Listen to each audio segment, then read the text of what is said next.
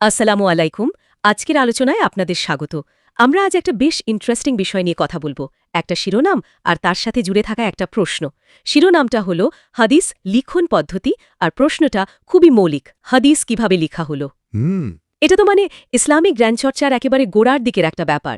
তো আমরা আজকে বোঝার চেষ্টা করব এই লিপিবদ্ধ করার প্রক্রিয়াটা আসলে কেমন ছিল, আর এই প্রশ্নটা কেন এত গুরুত্বপূর্ণ। অবশ্যই। এটা খুবই গুরুত্বপূর্ণ একটা প্রশ্ন। তবে শুরুতেই একটা জিনিস একটু পরিষ্কার করে নেওয়া ভালো। আমাদের হাতে যে উৎসটা আছে সেটা কিন্তু বেশ ছোট, শুধু শিরোনামটা আর প্রশ্নটা। হ্যাঁ, ঠিক। তো হাদিস লেখার একেবারে ডিটেলড পদ্ধতি হয়তো আমরা এর থেকে পাবো না, কিন্তু তাতে আলোচনার গুরুত্ব কমছে না। বরং এই যে একটা জিজ্ঞাসা কিভাবে লিখা হলো, এই প্রশ্নটার মধ্যেই অনেক গভীর তাৎপর্য লুকিয়ে আছে। হুম। মানে এর নির্ভরযোগ্যতা, সংরক্ষণ, কোন সময় কোন পরিস্থিতিতে এই কাজটা হলো, এগুলো বোঝার জন্য এই প্রশ্নটাই একটা দরজা খুলে দেয়। না, শুধু লেখা তো নয়ই, এখানেই আসলে মজাটা। ওই যে পদ্ধতি শব্দটা ব্যবহার করা হয়েছে, এর মানে কি? কোনো কি নির্দিষ্ট নিয়ম ছিল, একটা কাঠামো? হ্যাঁ, সেটাই। যেমন ধরুন, কার থেকে শোনা হবে, যিনি শুনছেন তার মেমোরি কেমন, তার সততা কেমন, শোনার পর সেটা কিভাবে লেখা হবে। আচ্ছা। লেখার পরেও তো কাজ শেষ নয়, সেটা আবার যাচাই করা হবে কিভাবে। এই পুরো ব্যাপারটা মিলেই তো পদ্ধতি। ঠিক। আর এরকম একটা পদ্ধতির দরকারই বা কেন ছিল? কারণ হাদিস তো শুধু নবী সাল্লাল্লাহু আলাইহি ওয়াসাল্লামের কথা বা কাজের বর্ণনা নয়, এটা তো ইসলামী আইনের উৎস, জীবনযাপনের গাইডলাইন, আধ্যাত্মিক পথের দিশা, তাই না? অবশ্যই। সেজন্য এর প্রত্যেকটা শব্দ, প্রত্যেকটা বর্ণনা ঠিক রাখাটা ছিল সবচেয়ে জরুরি কাজ। আর ভাবুন সেই সময়ের কথা, ইসলামের একদম শুরুর দিকে। তখন তো জ্ঞান মূলত মুখে মুখেই ছড়াতো। হ্যাঁ, মৌখিক ঐতিহ্য, ঠিক। শুনে মনে রাখা, তারপর আরেকজনকে বলা। এই যে শুনে মনে রেখে মুখে মুখে বলা থেকে লেখার দিকে আসা, এই ট্রানজিশনটা এখানেই তো অনেক চ্যালেঞ্জ ছিল নিশ্চয়ই। কি রকম চ্যালেঞ্জ একটু যদি বুঝিয়ে বলেন। যেমন ধরুন, মানুষের স্মৃতি। আমরা সবাই জানি সময়ের সাথে সাথে কিছু জিনিস মানুষ ভুলে যায়, বা বলার সময় হয়তো নিজের অজান্তেই দু একটা শব্দ এদিক ওদিক হয়ে যেতে পারে। এটা তো হতেই পারে। আবার ধরুন, একই ঘটনা হয়তো দুজন বা তিনজন দেখেছেন বা শুনেছেন, তারা যখন বর্ণনা করবেন হয়তো মূল ঘটনা একই থাকবে, কিন্তু বলার ভঙ্গি বা শব্দচয়নে একটু পার্থক্য আসতেই পারে। আচ্ছা। এর সবগুলোই হয়তো সত্য, কিন্তু সূক্ষ্ম একটা পার্থক্য তৈরি হয়ে গেল। আবার ইচ্ছাকৃত বিকৃতির আশঙ্কাও তো একেবারে উড়িয়ে দেওয়া যায় না, তাই না? বিশেষ করে যখন ইসলাম ছড়িয়ে পড়ছে, নতুন নতুন মানুষ ইসলাম গ্রহণ করছে। ঠিক। একটা ভালো নির্ভরযোগ্য লিখন পদ্ধতির দরকার হয়ে পড়েছিল, যাতে মূল বার্তাটা যতটা সম্ভব অবিকৃত থাকে। এই জায়গাটাতেই আসলে বিষয়টা আরও সিরিয়াস হয়ে ওঠে। যখন আমরা ভাবি যে এই লেখার কাজটা তখন বাস্তবে কেমন ছিল, লেখার জিনিসপত্র কি ছিল, আজকের মতো কাগজ তো আর ছিল না। না, একেবারেই না। তাহলে চামড়া বা ধরুন খেজুর গাছের ডাল, পাথর বা পশুর হাড়, এগুলোর উপরে কি লিখতেন? হ্যাঁ, মূলত এগুলোই ছিল তখনকার লেখার উপকরণ। আর কারা লিখতেন? এই লেখার দায়িত্বে কারা ছিলেন? যে কেউ লিখতে পারলেই কি হতো, নাকি তাদের বিশেষ কোনো যোগ্যতা লাগত, যেমন ধরুন অসাধারণ স্মৃতিশক্তি বা দিনের গভীর জ্ঞান, এরকম কিছু? অবশ্যই যোগ্যতা লাগত, শুধু লিখতে জানাই যথেষ্ট ছিল না। স্মৃতিশক্তি, সততা, দিনী ইলম, এগুলো খুবই গুরুত্বপূর্ণ ছিল। আর লেখার পর সেটা ফাইনাল হিসেবে ধরে নেওয়ার আগে কি কোনো রিভিউ বা ভেরিফিকেশন প্রসেস ছিল? যেমন ধরুন আজকাল আমরা যখন কোনো রিসার্চ পেপার দেখি, পিয়ার রিভিউ হয়, বা কোনো আইনি ডকুমেন্ট হলে অনেক সই স্বাক্ষর লাগে। হাদিসের মতো এত গুরুত্বপূর্ণ জিনিসের ক্ষেত্রে তখনকার দিনে নিশ্চয়ই কোনো সুরক্ষা ব্যবস্থা ছিল? এই প্রশ্নগুলো তো আসেই মনে। একদম ঠিক প্রশ্ন। আর ছিল। হাদিস যাচাই বাছাইয়ের অত্যন্ত কঠোর নিয়ম ছিল, যাকে আমরা জারহ ওয়া তাদিল বলি।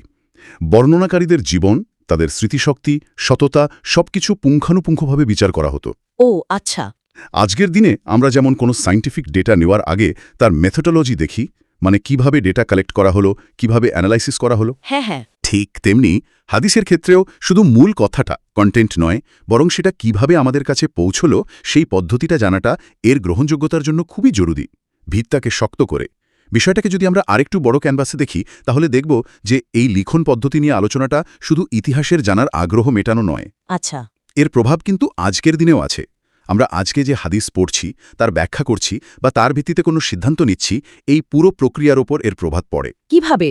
যদি আমরা জানি যে হাদিস লিপিবদ্ধ করার পদ্ধতিগুলো ছিল খুবই সতর্ক, খুব ভালোভাবে যাচাই করা এবং অত্যন্ত নির্ভরযোগ্য মানুষদের দিয়ে করানো, তাহলে স্বাভাবিকভাবেই সেই হাদিসের ওপর আমাদের ভরসা বাড়বে, আমরা আরও আত্মবিশ্বাসের সাথে সেটা গ্রহণ করব।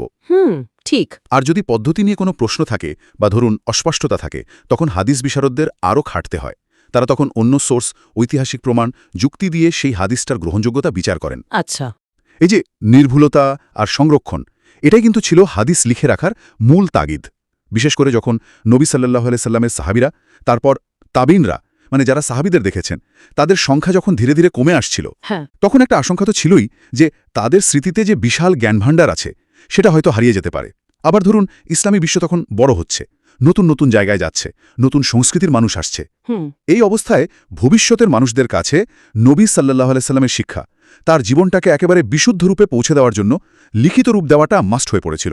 লিখে রাখলে একদিকে যেমন জ্ঞান হারানোর ভয় কমে, অন্যদিকে বিকৃতির রাস্তাটাও বন্ধ করার চেষ্টা করা হয়। তার মানে লিখন পদ্ধতির সাথে নির্ভুলতা, সংরক্ষণ আর গ্রহণযোগ্যতা এই তিনটে জিনিস একেবারে ওতপ্রোতভাবে জড়িত।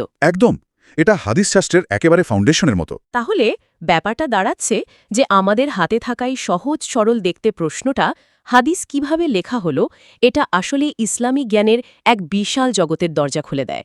এটা আমাদের শুধু পদ্ধতির দিকে তাকাতে বলে না, বরং সেই পদ্ধতির পেছনের কারণ, ইতিহাস, তখনকার সমাজ, সংস্কৃতি, এই সব কিছু নিয়ে আর এর যে দীর্ঘমেয়াদী প্রভাব তা নিয়ে আরও গভীরভাবে ভাবতে বা অনুসন্ধান করতে বলে। ঠিক তাই। আমাদের আজকের উৎসটা যদিও এই পদ্ধতি নিয়ে বিস্তারিত কিছু বলেনি, কিন্তু প্রশ্নটাই এর গুরুত্বটাকে একদম চোখে আঙুল দিয়ে দেখিয়ে দিচ্ছে। হ্যাঁ, এটা আমাদের একটা জরুরি জিনিস শেখায়। কোনো তথ্য বা জ্ঞানকে যখন আমরা দেখি, তখন শুধু তথ্যটা কি সেটাই যথেষ্ট নয়, বরং সেটা কিভাবে জোগাড় করা হলো, কিভাবে রাখা হলো আর কিভাবে আমাদের হাতে এলো, এই পুরো প্রক্রিয়া বা পদ্ধতিটা জানাও সমান জরুরি, ক্ষেত্রবিশেষে হয়তো আরও বেশি। 100% ঠিক। বিশেষ করে যখন সেই জ্ঞানটা আমাদের বিশ্বাস আর জীবনকে সরাসরি প্রভাবিত করে। একদম। আজকের আলোচনা থেকে যদি আমরা একটা মূল জিনিস নিয়ে যাই, তাহলে সেটা হবে এটাই: হাদিসের মূল টেক্সট বা মতন যতটা গুরুত্বপূর্ণ, ঠিক ততটাই বা হতো তার চেয়েও বেশি গুরুত্বপূর্ণ হলো এর চেইন অফ ন্যারেশন বা সনদ। আর সেই সনদটা কিভাবে তৈরি হলো, কিভাবে লেখা হলো, কিভাবে যাচাই করা হলো, অর্থাৎ পুরো পদ্ধতিটা। ইসলামিক জ্ঞান চর্চার আর ইতিহাস বুঝতে হলে এই দুটো দিকেরই পরিষ্কার ধারণা থাকা দরকার। এখান থেকে কিন্তু একটা জরুরি প্রশ্ন আসে: এই পদ্ধতিগুলো সম্পর্কে ভালোভাবে জানলে আমাদের লাভটা কি? হ্যাঁ, কি লাভ? প্রথমত, এটা আমাদের বুঝতে সাহায্য করে কোন হাদিসটা কতটা নির্ভরযোগ্য, কোনটা আমরা নির্দ্বিধায় গ্রহণ করতে পারি, কোনটা নিয়ে হয়তো আরও রিসার্চ দরকার। দ্বিতীয়ত, এটা আমাদের দেখায় কিভাবে সময়ের সাথে সাথে হাদিস চর্চাটা ইভলভ করেছে, মানে মুখে মুখে বর্ণনা থেকে শুরু করে একেবারে বই আকারে সংকলন হওয়া, তার জন্য কঠোর নিয়মকানুন তৈরি হওয়া। আচ্ছা। এই পুরো জার্নিটা, এই বিশাল কর্মযোগ্যটা না বুঝলে হাদিসের গভীরতা বা এর পেছনের যে শ্রম, যে নিষ্ঠা, সেটা হয়তো আমরা পুরোপুরি উপলব্ধি করতে পারব না। আর আমাদের আজকের সোর্সের সীমাবদ্ধতা, মানে শুধু প্রশ্নটা থাকা, এই পদ্ধতিগত আলোচনার গুরুত্বকেই যেন আরও হাইলাইট করছে। সত্যি তাই। আর যেহেতু উৎসটা শুধু প্রশ্নটাই দিয়েছে, উত্তর দেয়নি, এটা স্বাভাবিকভাবেই আমাদের মনে আরও প্রশ্ন তৈরি করছে। এই যে তথ্যের অভাব, এটাই যেন আমাদের আরও বেশি করে খুঁজতে বা জানতে আগ্রহী করে তুলছে। আচ্ছা, আমরা কি শ্রোতাদের জন্য কিছু চিন্তার খোরাক রেখে যেতে পারি? মানে এই পদ্ধতি নিয়ে আরও কি ভাবা যেতে পারে? অবশ্যই পারি। যেমন, আমরা যে পদ্ধতির কথা বলছি, এটা কি সব ধরনের হাদিসের ক্ষেত্রে একই রকম ছিল? নাকি ধরুন আইনের হাদিস যেভাবে লেখা বা যাচাই হতো, আখলাক বা ইতিহাসের হাদিসের ক্ষেত্রে কি পদ্ধতিটা একটু অন্যরকম ছিল? এটা খুব ভালো একটা প্রশ্ন, ভাবার মতো। আরও ভাবা যেতে পারে, এই পদ্ধতিগুলো কি সময়ের সাথে সাথে বদলেছে, বা ধরুন আরও উন্নত হয়েছে? যেমন একদম শুরুর দিকে যেভাবে লেখা হতো, আর পরে যখন বুখারী, মুসলিমের মতো বড় বড় গ্রন্থ সংকলন হলো, তখনকার পদ্ধতিতে কি কোনো তফাৎ ছিল? নিশ্চয়ই ছিল। সেটা কেমন? হ্যাঁ, অবশ্যই তফাৎ থাকার কথা। আর লেখার জিনিসপত্র, মানে কালি, কলম, কাগজ, এগুলোর উন্নতি কি পদ্ধতি বা সংরক্ষণে কোনো প্রভাব ফেলেছিল? এটাও গুরুত্বপূর্ণ পয়েন্ট।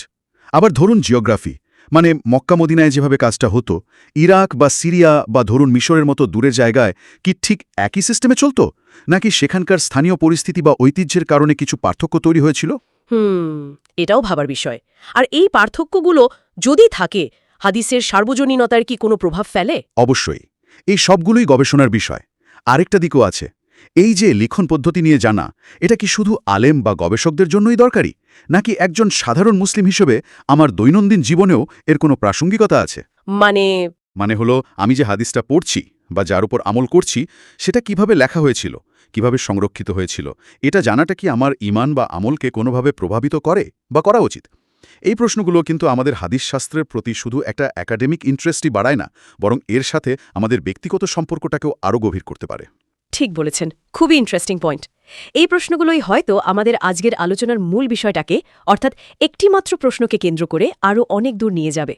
তো আজকের মতো আলোচনা আমরা এখানেই শেষ করছি। আশা করি হাদিস লিখন পদ্ধতির গুরুত্ব এবং এটা নিয়ে প্রশ্ন তোলার তাৎপর্য নিয়ে আমরা কিছুটা হলেও আলোকপাত করতে পেরেছি। ইনশাআল্লাহ। ধন্যবাদ ধন্যবাদ।